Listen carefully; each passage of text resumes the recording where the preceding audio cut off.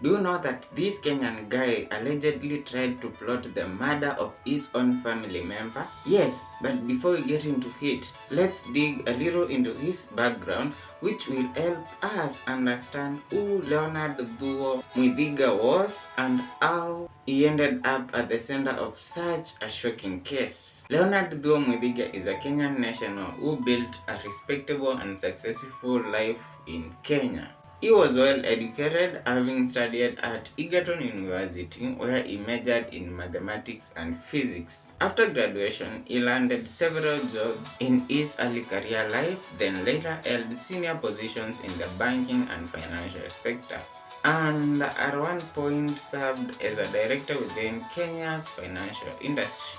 My mouth is tied from mentioning names, but the graphics will say it all. His career painted a picture of a disciplined, calculated, and a highly intelligent man.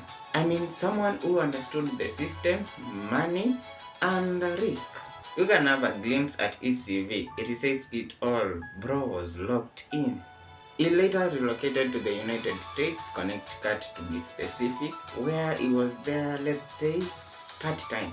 Enough with the background checks, by the way. It's not like he is paying me to advertise him. So, moving on. Mwithiga was involved in a legal dispute in the US, reportedly a civil or family-related case. A female family member was expected to testify against him, and according to investigators, her testimony could seriously damage his case. That looming court appearance appeared to be the moment everything changed, or let's say, the straw which broke the camel's back.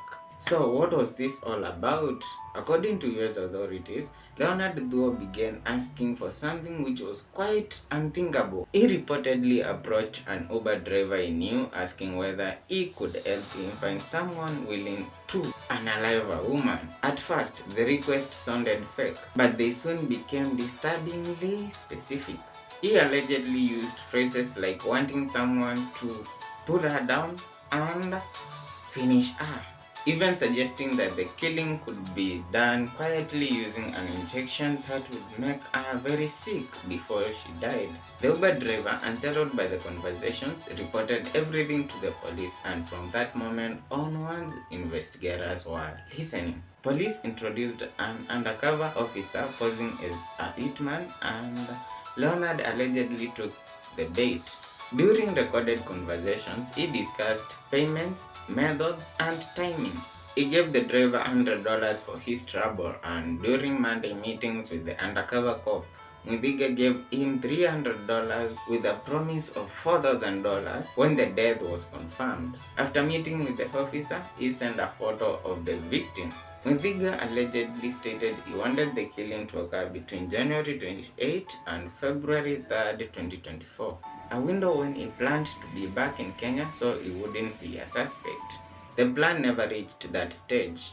Leonard Thuo Mwithiga was arrested in Connecticut after meeting with the undercover officer and discussing final details. Prosecutors charged him with attempted murder, conspiracy to commit murder, and witness intimidation. Due to the seriousness of the charges and concerns that he could flee the country, a judge set his bond at $5 million. The court will set the bond at $5 million. A hefty bond for a serious crime. That informant started recording the conversations. Mwithiga allegedly telling him over the course of 3 months that he was, quote, considering harming a family member, and asked if he knew someone that could, quote, hit that person, put that woman down, and finish her, and said, quote, I need someone who is a killer. The informant said Mwithiga even asked him to find someone who could put, quote, some injection in her food or water that would kill her slowly, like a cancer. It was thought out in terms of the method of killing the individual, which would be make it difficult for detection. It all came to a head last Saturday when, according to court documents, an undercover state trooper posed as the hitman and had the informant bring him to the Motel 6, where Mwithiga agreed on the hit job, planning for the family member to ingest fentanyl and make it look like an overdose. Police say Mwithiga wanted it to happen during a week in January when he'd be in Kenya so he wouldn't be seen as a suspect. Now, in court today, his public defender said he maintains his innocence and came to Connecticut to settle some court proceedings and was planning to head back to Kenya this Thursday. But again, that will not be happening because of that $5 million bond.